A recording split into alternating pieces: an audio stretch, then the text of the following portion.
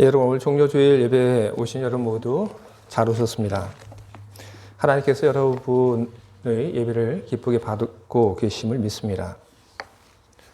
우리는 예수님께서 십자가를 짊어지기 위해서 예루살렘으로 들어가셨던 그 날을 우리는 기억하고, 그리고 오늘 우리는 그 날을 기념을 하고 있습니다. 예수님께서 우리의 죄를 위하여 십자가의 그 길을 걸으셨습니다. 우리는 예수님께서 하신 그 일들을 기억하며, 우리는 우리의 죄를 참여하며, 우리는 어제보다 더 나은 사람들이 되어 가려고 우리는 해야 하는 것입니다. 그것이 오늘 우리의 목표인 것입니다. 그렇다고 한다면 어제보다 더 나은 사람이 되고자 하는 우리의 신앙의 목표, 이거는 우리가 어떻게 하면서 우리가 이것을 이루어갈 수 있을까요? 그것을 위해서 오늘 성경이 우리들에게 들려주는 메시지는 분명합니다. 예수의 마음을 품으십시오. 바로 그 이야기를 우리들에게 하고 있습니다. 예수의 마음을 품으십시오. 그런데 여러분, 예수의 마음이라고 하는 건 뭘까요? 그건 뭘까요? 예수의 마음이라고 하는 건? 예수님의 마음이라고 하는 것은, 그것은 비움일까요? 내려놓음일까요?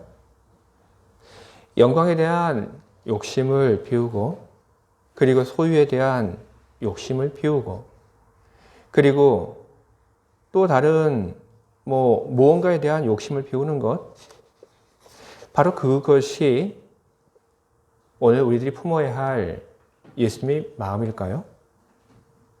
누군가는 이야기를 합니다. 성경을 보니까 그는 근본 하나님의 본체시나 하나님과 동등됨을 취할 것을 여기지 아니하시고 오히려 자기를 비워, 이렇게 기록되어 있습니다. 그렇기 때문에 예수님의 마음이라고 하는 것은 바로 비우는 것입니다. 그런데 그렇지 않습니다, 여러분. 만약 그렇다고 한다면 오늘 우리가 함께 나누고 있는 이 성경의 말씀 속에서는 그 비움에 대한 이야기를 더 많이 했을 겁니다. 그리고 우리가 어떻게 하면 비워갈 수 있는지 그 이야기를 우리들에게 더 많이 해 주었을 것입니다. 하지만 오늘 성경의 말씀을 보게 되면 그 비움에 대해서, 그 비움의 그 방법에 대해서 이야기를 하고 있지 않습니다. 왜냐하면 그럴 필요가 없었던 것이죠. 예수님의 마음이라고 하는 것이 바로 비움과 똑같은 것이 아니기 때문에 그런 이야기를 할 필요가 없었던 것입니다. 그러면 예수님의 마음, 또 그건 뭘까요? 겸손이 예수님의 마음일까요? 역시 아닙니다. 그렇다면 예수님의 마음이라고 하는 건 그건 뭘까요? 예수님의 마음은 바로 죽기까지 순종하는 마음입니다. 자기를 비우는 것, 겸손, 그리고 종의 형체를 가진 것. 여러분, 이 모든 것이 바로 순종으로부터 시작이 된 것입니다. 복음을 위해서 성부 하나님께서 예수님이 이 땅에 성육신해서 와야 된다는 그것을 전했을 때 예수님께서 어떻게 하셨습니까? 내가 그래도 본질에 있어서는 성부 하나님과 똑같은데 어떻게 나에게 그런 일을 하라고 하십니까? 이렇게 반문하지 않았죠? 대신 순종하셨습니다. 그래서 인간이 되셨고, 그리고 종처럼 일을 하셨습니다. 종이 아닌데 마치 종처럼 일한 것을 가리켜서 성경은 종의 형체를 가지사, 그렇게 이야기를 하고 있는 것입니다. 하나님께서는 예수님에게 복음을 위해서 끊임없이 일할 것을 주셨고, 그리고 그것을 예수님께서는 열심히 마치 종이 주인을 위해서 일하는 것처럼 그렇게 일을 하셨습니다. 하나님이 주신 그런 명령들, 말씀들, 그런 일들에 대해서 예수님의 순종은 어디까지 계속되었냐 하면 바로 자기 목숨을 내어놓는 거기까지 계속이 되었던 것입니다. 그래서 예수님께서 십자가의 길을 걸어가셨고 그리고 예수님께서 십자가에 달려 목숨을 잃고 말았던 것입니다. 예수님께서 십자가에 달려 그의 생명을 잃으셨지만 그러나 이야기는 거기서 여러분 끝나지 않습니다. 하나님의 이야기, 예수님의 이야기의 한 단계는 끝났지만 한 단계가 끝이 나고 그 다음 이야기가 이어지고 있습니다. 예수님께서 십자가의 죽으심으로 인해서 다시 새로운 이야기가 시작이 되는데 죽은 예수를 하나님이 다시 살리신 것으로부터 두 번째 이야기가 시작이 되고 있습니다. 그리고 성부 하나님께서는 죽은 예수를 다시 살리셨고 예수님을 주가 되게 하셨습니다. 세상의 주인 그리고 사람들의 주인, 생명의 주인이 되게 하신 것입니다. 인간들은 예수를 죽음에서 구원하는 구원자로 고백을 합니다. 그리스도로 고백을 하고 그리고 예수님을 주라고 그렇게 고백을 합니다. 거기에 대해서 인간들은 기꺼이 주장 없이 그렇게 고백을 합니다. 복음을 위해서 낮아짐을 마다하지 않고 순종했던 예수님. 성부 하나님의 그 말씀에, 계획에 죽기까지 복종하셨던 예수님. 그래서 죽으셨던 그 예수님께서는 그 죽으심을 통해서 다시 살아나셨고 그리고 영광을 받으셨습니다. 예수 그리스도의 그 죽음으로 죄의 용서의 은총을 받은 우리 인간들은 이제 그 은총 안에서 우리는 새로워지고 우리는 그 은총 속에서 우리는 매일을 우리는 살아가고 있습니다. 예수 그리스도의 그 죽음으로 인해서 우리들에게 하나님의 그 은총이 임했다고 하는 것, 그리고 그 은총 속에서 우리들이 매일을 살고 있다고 하는 것은 어떤 걸까요? 중세 교부인 요한 크리소스 토무스라고 하는 분이 참회에 대한 설교를 한 것이 있는데 그 설교 중에 나오는 그런 메시지, 그 메시지가 도대체 예수님의 그 십자가의 죽음 이후에 우리들이 어떤 은총 속에 우리들이 살고 있는지를 잘 이야기를 해주고 있습니다. 요한 크리소스 토무스는 이렇게 이야기를 합니다. 그들은 거리에서 넘어질 때마다 다시 일어납니다. 이와 마찬가지로 죄를 지을 때마다 지은 죄에 대해 참여하십시오. 또다시 죄를 지을지라도 실망하지 말고 새롭게 뉘우치십시오. 교회는 법정이 아니라 치유의 장소입니다. 죄인과 세리, 병자와 거지, 무식쟁이와 가난한 사람 할 것 없이 모두가 어우러진 공동체입니다. 그들도 하나님의 소중한 아들, 딸이라는 기쁜 소식이 선포되는 자리이고 가난하고 부족한 사람들에 대한 하나님의 특별한 사랑과 자비를 체험하는 곳이며 넘쳐흐르는 새로움의 은총으로 언제든지 다시 태어날 수 있는 부활의 장소가 바로 교회입니다. 저는 지난 일주일 동안 저는 이 참회에 대한 설교를 읽으면서 저는 참 많은 것을 생각했고 저는 참 많은 은혜를 받았습니다. 우리에게 바로 교회가 어떤 곳인지 그리고 우리들에게 주어진 그 은혜가 무엇인지 무척 묵상하며 기뻐했던 그런 한 주였습니다. 예수님의 순종이 바로 이와 같은 결과를 우리들에게 가지고 왔습니다. 우리 인간들은 바로 이와 같은 일들이 일어나고 있다고 하는 것을 보면서 우리는 이 모든 일들을 계획하고 이뤄가신 하나님을, 우리는 예수님의 그 십자가 그 뒤에 계신 하나님을 우리는 발견하고 하나님을 깨닫고 우리는 그러므로 하나님께 대해서도 우리는 기뻐하고 영광을 돌리게 되었습니다. 예수님의 그 순종, 바로 그것이 우리들에게 이와 같은 많은 일들을 가져왔습니다. 근데 여러분, 예수님의 순종이 오늘 우리들에게 이와 같은 많은 일들을 가져왔는데, 근데 만약에 순종이 없다면 그러면 어떤 일들이 일어나게 될까요? 오늘 우리는 순종이 없어졌을 때 어떤 일들이 일어나게 되는지 우리는 그것을 오늘 우리가 함께 읽은 바로 이 성경의 그 배경이 되는 빌립보 교회를 통해서 우리는 볼 수 있습니다. 빌립보 교회는 사도 바울에게 커다란 기쁨을 안겨다 준 그런 교회입니다. 그래서 빌립보 교회에 대해서 바울은 생각하면서 그 기쁨이라고 하는 말을 사용하면서 그렇게 이 교회를 칭찬합니다. 그런데 이 교회가 이렇게 좋은 모습만 있었던 것 아닙니다. 이 교회 역시 문제적인 그런 상황이 있었고, 그리고 바울은 빌립보서를 통해서 이 교회가 가지고 있었던 그 문제에 대해서 이야기를 합니다. 빌립보서 2장 3절을 보게 되면 어떤 문제가 있었는지 바울이 지적하는 이야기가 나옵니다. 이렇게 기록되어 있습니다. 아무 일이든지 다툼이나 허용으로 하지 말고 오직 겸손한 마음으로 각각 자기보다 남을 낮게 여기고. 우리는 이 짧은 말을 통해서 우리는 이 교회에 어떤 일들이 일어나고 있다 하는 것을 우리는 알 수 있습니다. 다툼이 있었죠.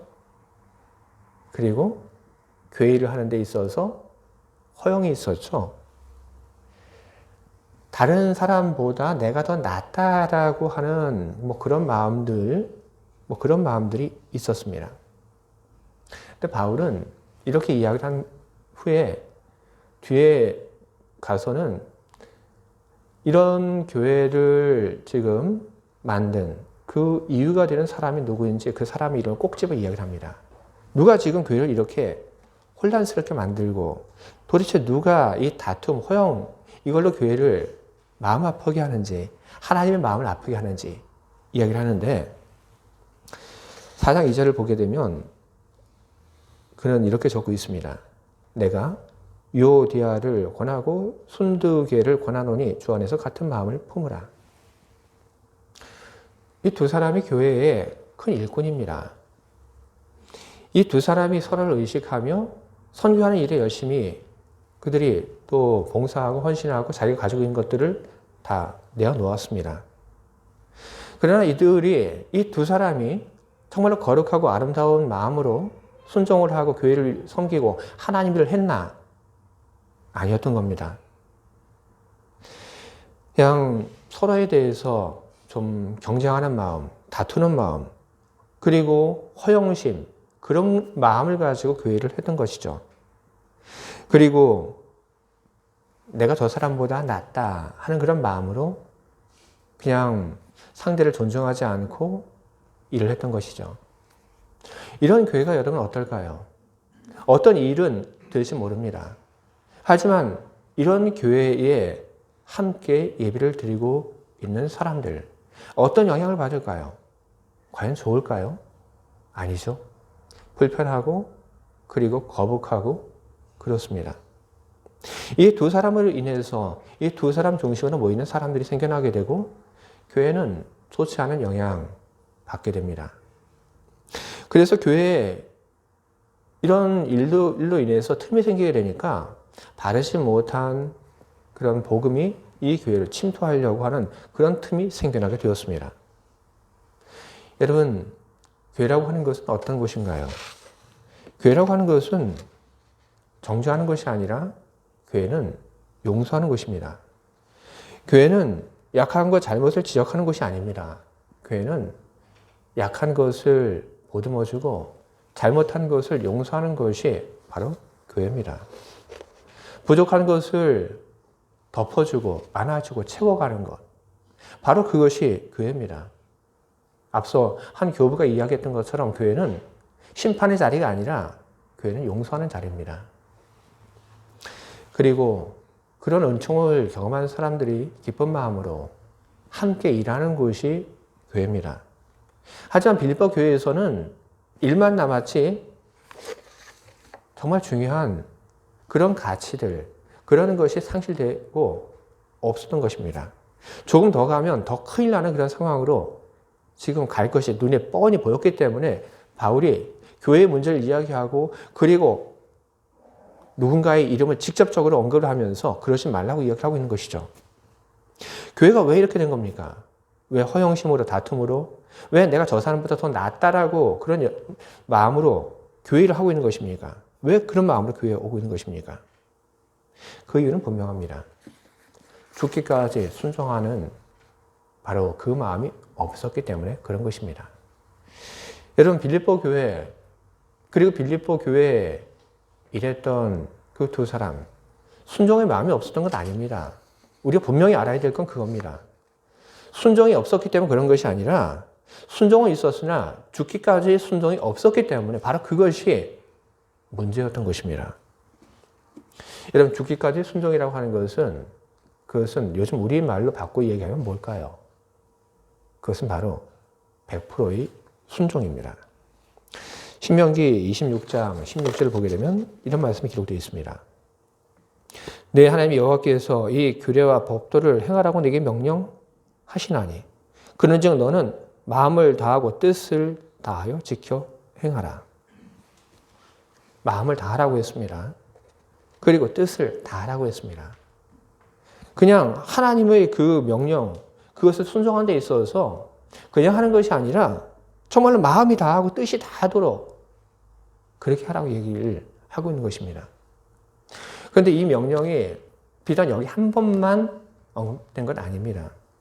신명기서를 보게 되면 바로 이 명령이 계속해서 반복적으로 선포되고 있습니다. 신명기서 밖에도 바로 이 명령이 선포되고 있습니다. 그리고 예수님께서도 같은 이야기를 하십니다. 마태복음 22장 37절을 보게 되면 예수께서 이르시되 내 마음을 다하고 목숨을 다하고 뜻을 다하여 주 너희 하나님을 사랑하라 하셨으니 하나님께서 명령하신 것, 그것을 어떻게 수행을 해야 하는지에 대해서 예수님께서 말씀하신 겁니다. 마음을 다하라고 합니다. 목숨을 다하라고 합니다. 뜻을 다하라고 합니다. 바로 그것이 예수님께서 우리들에게 이야기를 하는 순종의 정체입니다. 모세는 참 위대한 하나님의 사람입니다. 그는 참 많이 순종한 사람입니다. 하지만 우리는 모세에 대해서 뭐라고 얘기할 수 있냐 하면 모세는 99% 혹은 999% 순종한 사람입니다. 우리는 그렇게 이야기를 할 수 있습니다. 그는 순종적인 삶을 살았습니다. 그러나 모세는 단 한 번 그는 하나님의 명령 앞에서 그는 100% 순종하지 못했습니다. 가나안으로 히브리인들을 이끌고 가던 중에 가데스에 이르렀을 때 히브리인들이 물이 없다고 불평을 합니다. 이게 한두 번 있었던 일이 아닙니다. 계속해서 반복됐던 그런 일들입니다. 모세에게 불평했고 원망을 쏟아냈고 그래서 모세는 이번에도 과거와 똑같이 하나님 앞에 가서 하나님의 도움을 청합니다. 하나님께서 말씀하시죠. 민수기 20장 8절을 보게 되면 지팡이를 가지고 내 형 아론과 함께 회중을 모으고 그들이 목전에서 너희는 반석에게 명령하여 물을 내라. 내가 그 반석이 물을 내게 하여 회중과 그들이 짐승에게 마시게 할지니라. 모세가 그 명령대로 여호와 앞에서 지팡이를 잡으니라. 모세의 행동에 대해서 이렇게 그 언급이 있습니다. 모세가 하나님이 말씀하신 그 말씀을 다 순종하지 않았던 건 아닙니다. 하나님의 말씀을 듣고 기억하고 그대로 하려고 지팡이를 잡았는데 그러나 그가 정작 중요한 순간에 그는 하나님의 말씀대로 순종하지 않습니다. 계속 이어지는 민수기 20장 10절 그 이하의 말씀을 보면 이렇게 기록되어 있습니다. 모세 아론이 회중을 그 반석 앞에 모으고 모세가 그들에게 이르되 반역한 너희여 들으라. 우리가 너희를 위하여 이 반석에서 물을 내려 하고 모세가 그의 손을 들어 그의 지팡이로 반석을 2번 치니 물이 많이 솟아 나오므로 물은 나왔습니다. 하지만 하나님께서 원하셨던 그런 방법, 결과 아니었던 것이죠. 모세는 하나님께서 이야기하신 바로 그 말씀 그대로 순종하지 않았습니다. 그랬더니 하나님께서 그 일이 있은 이후에 모세에게 이야기를 하십니다. 너희가 나를 믿지 아니하므로 이스라엘 자손의 목전에서 내 거룩함을 나타내지 아니하는 고로 너희는 이 회중을 내가 그들에게 준 땅으로 인도하여 드리지 못하리라 하시니라. 하나님께서 그렇게 이야기를 하신 겁니다. 100%의 그 순종이 아니었기 때문에 이때의 모세의 순종, 여지까지도 잘해왔고 지금의 이 순종도 보게 되면 대략 순종을 했지만 그러나 하나님이 원하셨던 것은 그것이 아니었던 겁니다. 대략 순종을 했지만 그거는 하나님이 보시기에 순종이 아니라 그건 불순종으로 보여줬던 것입니다. 그래서 하나님께서 모세에게 너는 가나안 땅에 들어가지 못한다. 그렇게 말씀을 하셨던 겁니다. 여러분, 하나님은 우리들에게 순종을 바라고 계십니다. 그리고 그 순종은 여러분 100%의 순종입니다. 여러분, 순종의 그 기준점을 허들을 여러분 낮추지 마시기 바랍니다. 100%의 순종, 바로 그것이 우리가 순종해야 하는 순종의 기준점이고 우리가 해야 하는 순종의 허들입니다. 우리가 100%의 그 순종을 하게 될 때 여러분 그때 기적이 일어납니다. 바로 그 속에서 감동이 일어나게 되는 겁니다. 하나님 말씀에 순종하는 100% 순종하는 그 사람의 모습을 보면서 우리는 감동을 받습니다. 예수님께서 자기 생명을 다 바쳐가며 십자가의 길을 걸어가는 그 순종을 바라보며 우리는 감동을 받습니다. 그 결과만을 가지고 우리 이야기하는 것이 아니라 순종하며 걸어갔던 그 모습 순간순간을 보면서도 우리는 커다란 감동을 받습니다. 100%의 순종은 감동을 만들어냅니다.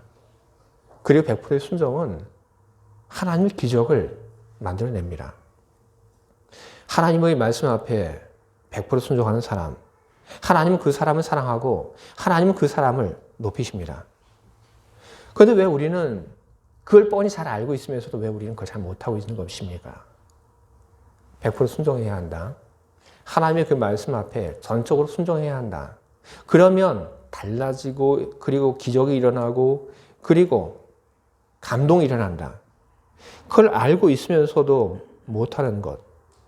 우리가 100% 순종하지 못하도록 가로막고 있는 그 장애물, 그 정체는 뭡니까?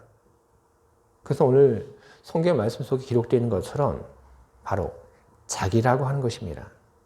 자기라고 하는 것이 하나님의 그 말씀에 대해서 100% 순종하지 못하도록 가로막고 있는 것입니다. 자기라고 하는 것은 자기 생각일 수도 있습니다. 자기 이익일 수도 있습니다. 자기 입장일 수도 있습니다. 하지만 바로 그런 것들이 자기라고 하는 것이 하나님의 그 말씀 앞에 100% 순종하지 못하도록 만드는 것입니다. 우리는 순종을 방해하는 바로 이 장애물을 우리는 어떻게 뛰어넘을 수 있는 것입니까? 두 가지가 있습니다. 하나는 우리가 기도하는 것입니다. 여러분, 예수님께서 십자가에 달리기 전에 십자가의 그 사건을 놓고 어떻게 하셨습니까? 예수님께서 기도하셨습니다.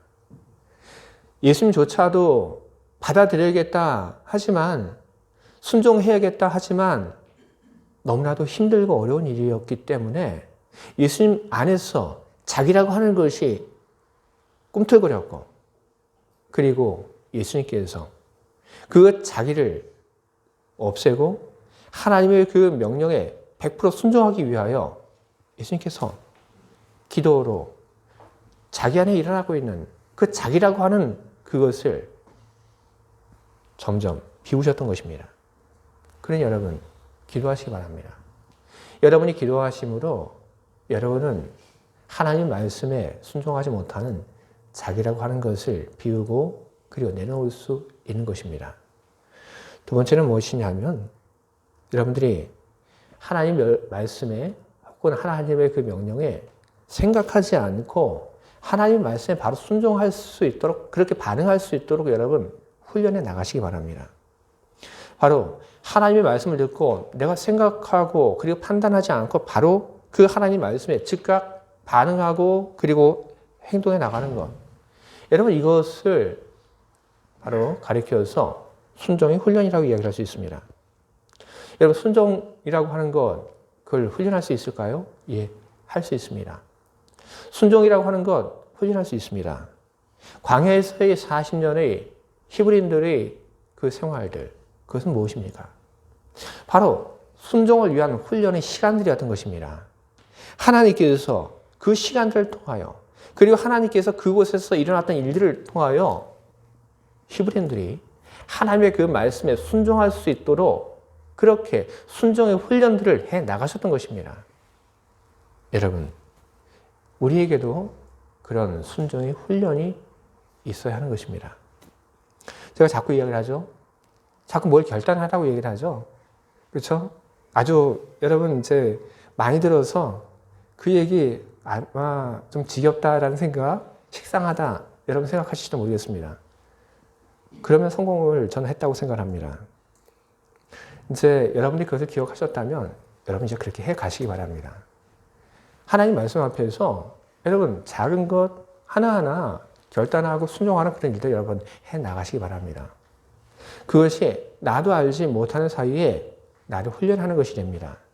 무엇에 대한 훈련이냐면 하나님 말씀에 대해서 내가 순종하는 그런 순종의 훈련이 되어가게 되는 것입니다. 그리고 이런 훈련을 통해서 우리는 하나님 말씀을 우리가 듣고 그리고 하나님의 명령을 들었을 때 우리는 즉각 우리는 반응을 하게 됩니다. 미루지 않고 하나님이 말씀하신 그대로 우리는 순종하는 그런 삶을 우리는 살아갈 수 있을 것입니다. 여러분, 우리 주 예수님의 마음을 여러분 닮아 가시길 바랍니다. 하나님 아버지의 뜻을 받들고 그리고 그 뜻을 순종하신 예수 그리스도를 이 종려주일에 여러분 다시 한번 바라보시기 바랍니다. 그리고 예수님과 같이 여러분도 순종의 마음을 품으시기 바랍니다. 하나님의 뜻 그리고 하나님 말씀에 온전히 순종하신 여러분 되시기 바랍니다. 99.9%의 순종이 아니라 100%의 순종을 갖는 그것을 하는 여러분들이 되시길 바랍니다.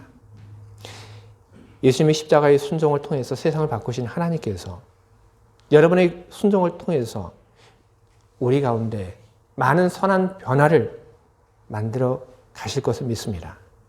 또한 죽은 예수를 살리시고 그리고 큰 영광을 주신 것처럼 하나님의 그 말씀에 100% 순종하는 여러분들을 하나님이 사랑하시고 하나님이 여러분을 높이시고 그리고 여러분을 영광스럽게 해주시기를 간절히 소망하고 축원합니다.